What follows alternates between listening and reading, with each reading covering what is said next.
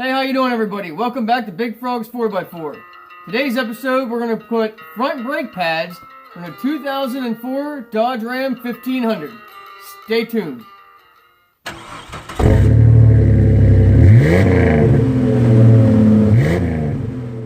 Some of the things you're going to need to do this job is a 13 millimeter either wrench, a ratchet, socket, something to get your upper and lower bolts out, a pry bar that you can pry the caliper off,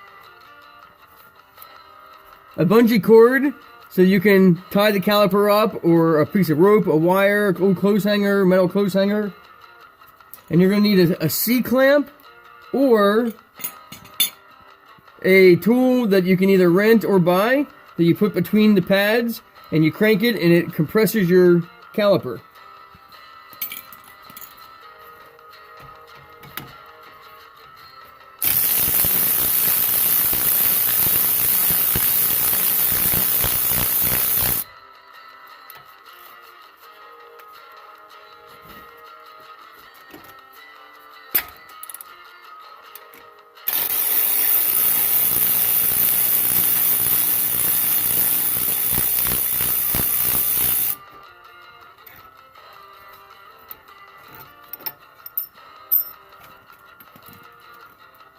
Alright, next you're going to want to compress these calipers a little bit. So you're going to take your pry bar, you're going to stick it in there very gently on the edge of the piston. Just gently push back. And you'll feel it slowly push in. You're going to do the same thing with the other one.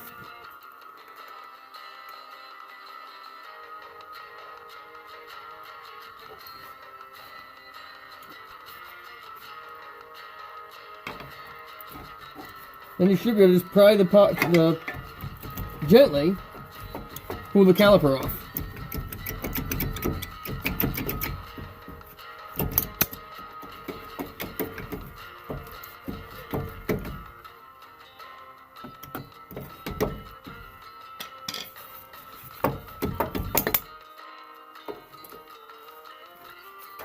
Now you can see there's the pads coming off. This pad is wearing more on the bottom than the top. Usually that's an indication that your pads aren't releasing when the caliper releases. So the caliper releases pressure and the pad is sticking at the bottom. And so it's always applying a little bit more pressure to the bottom or the top. Or it means that the pistons, because this is a dual piston caliper, one of the pistons are starting to hang up and keeping a little bit more pressure on the bottom, on the top. Or the top one isn't pressing out. It's catching, not pressing out enough pressure on the top.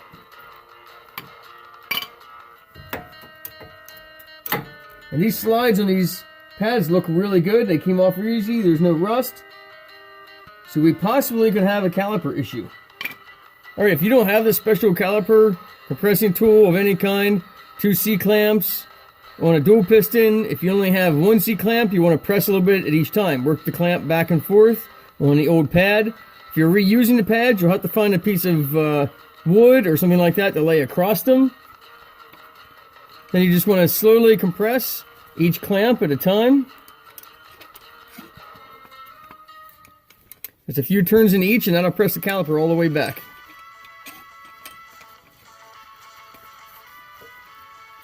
When you're pressing these in, you want to try to feel as you're tightening this down that the piston doesn't catch at all. There's no extra resistance. It should just smoothly press in. You shouldn't have to really force it. Just gently adjust on both sides of the C-clamps and just slowly press that in. And you can take the clamps off.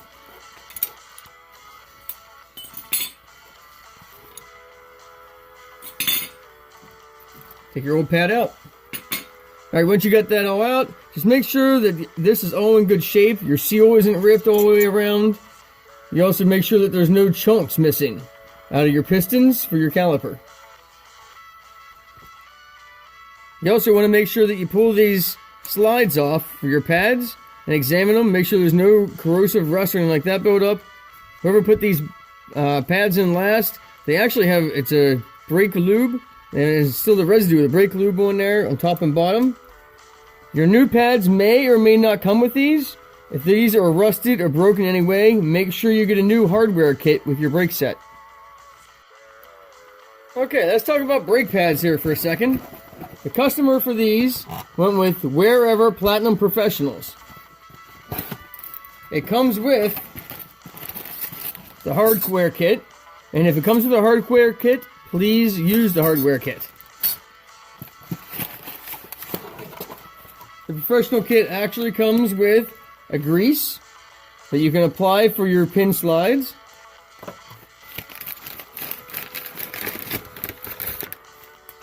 And the good grade come with these quiet backings. Now, this backing is supposed to keep your brakes from squeaking whenever you hit the brakes, which is normally because everything isn't here when they're sitting in here like this and it's moving. The caliper, the piston, or the back plate on the caliper will gently vibrate on here and cause a squeaking noise. If you buy the cheaper pads and it doesn't come with these anti-squeak backing plates, you're going to want to apply some disc brake quiet to the back anywhere it contacts metal. And you're going to put it on the back of the pad where it contacts your pistons. It isn't even a bad idea. You could put some on the ring of the piston itself and then put your pads in. So what you get with a better quality brake is you'll get a better padding surface, something that'll last longer. Usually it comes with the new anti-squeak material in the back of both pads, and most of the time it'll come with new hardware. So usually it's better, unless you just really don't have the money, it's better to buy the better brakes because they'll last longer and they'll cause less noise, less dust, and less problems.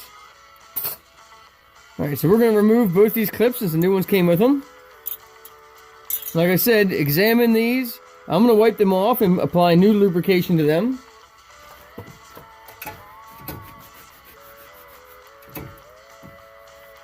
Now, the customer does not want new rotors because he has drilled and slotted rotors all the way around on this thing, and they're not cheap, and usually if you're replacing one, you got to do them as a set.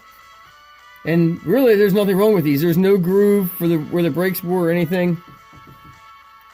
If you can afford drilled and slotted rotors, I would do drilled and slotted rotors. Especially if you do any kind of heavy towing, or this customer runs 35-inch tires on this truck and it causes more rolling resistance, it's harder to stop. So this gives you a much better braking distance than a standard rotor, and they don't overheat and warp as quickly, so they'll last you a lot longer. And the reason I apply a little bit of lube to these is just to help prevent rust from building up underneath the plates. Try not to get this on your rotor. If you do, you're going to have to clean it off.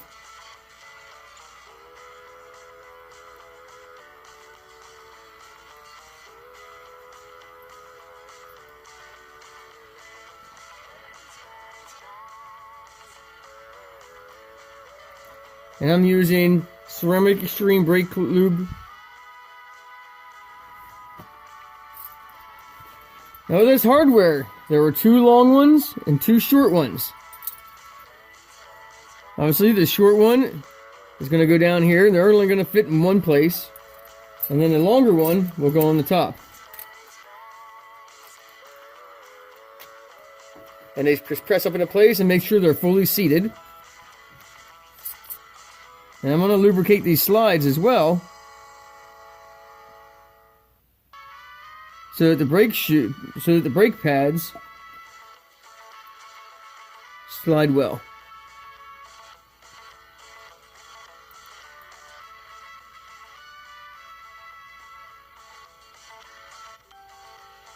All right, now you can install your pads.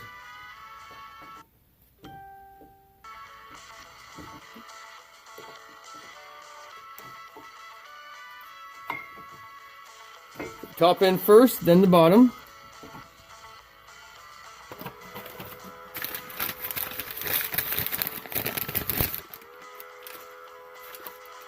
Now, I'm not using the packet they provided for any of this. I'm using my own lube for that.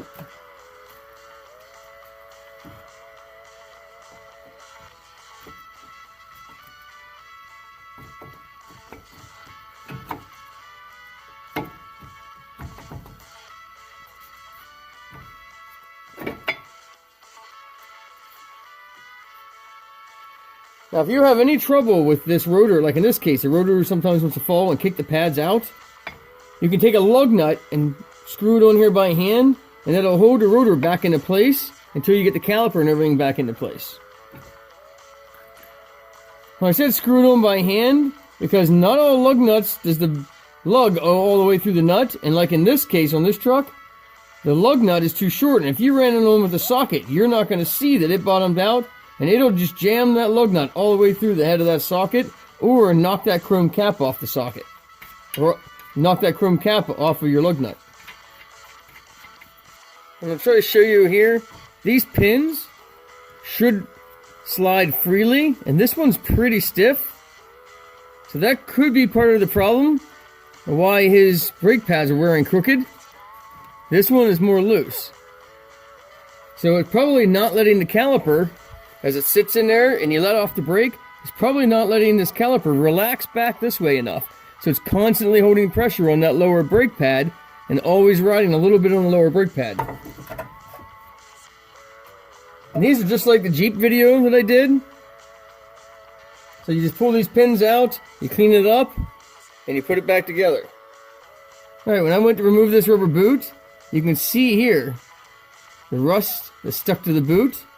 That rust is also on the inside of here. And what that's doing is causing pressure to push in on this boot and put pressure on that pin and not allowing it to slide. So I'm going to want to pull apart both of these, clean them all up with sandpaper, emery cloth, whatever you can find to clean all this up, file it all out till it's clean, and then lubricate it and put it all back together. Alright, I've said about this before, but I'm going to tell you about it again.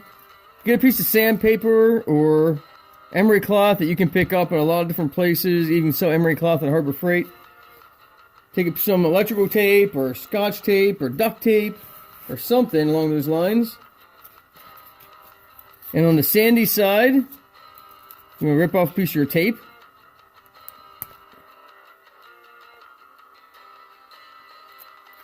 Apply it about an inch or so, inch and a half on your emery cloth. And whichever way you're going to be spinning your drill bit, that's the way you want to wrap it. So if you're spinning on your drill bit this direction, so that the sandpaper, the emery cloth doesn't unwrap,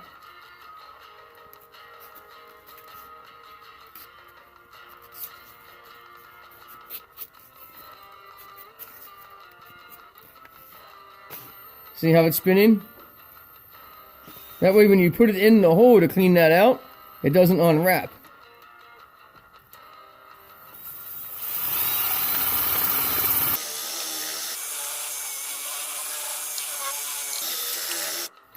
Now I don't see if you can see on camera at all, but there's a lot of rust dust flying out of there.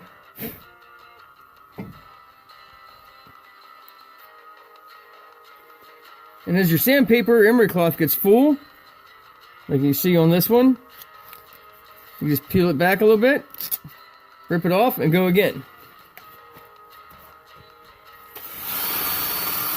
You want to try to get any rust that's in that hole out.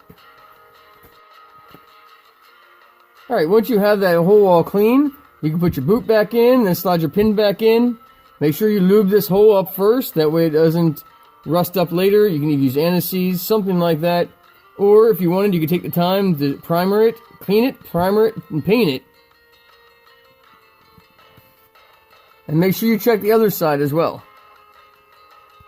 Alright, now it's all back together. I'll show you how it slides. I can push that fairly easy with one finger. Before, I had to use a lot of pressure and put my hand on both sides and push it back and forth, and it didn't hardly want to move. Now it actually even starts to return some.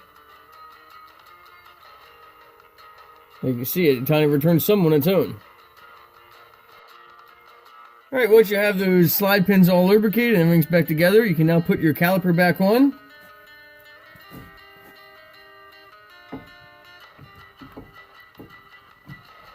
Now you're going to press these back. And on these, I believe even the older Jeeps, one end has to go in before the other end.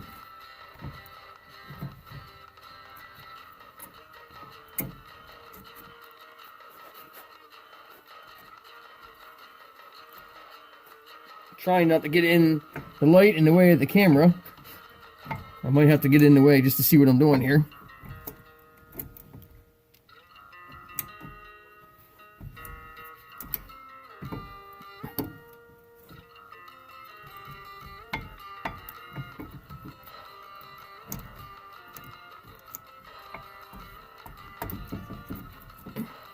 All right.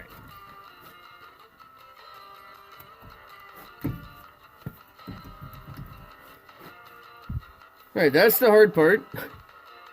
Just this one I had to pull out on this pin just so it wasn't hitting its holder up here, so I could slide everything up and in, and then you slide the bottom in, pull the bottom pin out a little bit, and then you can pop it in place. Now you can grab your bolts and get them lined up.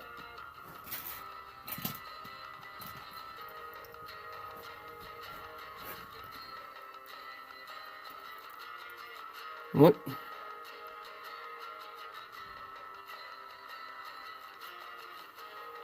Once you have all that lined up, thread these in by hand. Once again, I've said it in a couple other videos, especially with fine thread bolts, it's very easy to cross thread. If you cross thread these, you are not going to be having a good day. So, make sure you screw these in by hand.